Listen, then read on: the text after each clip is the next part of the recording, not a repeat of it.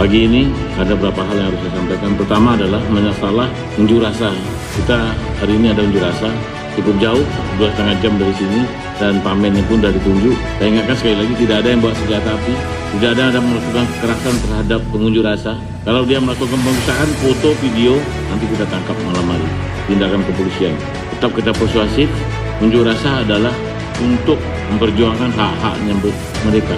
Itu kalau saudara kita juga, rekan kita juga yang berjuang demi masyarakat, masuk kepentingan daerah itu dan warga setempat.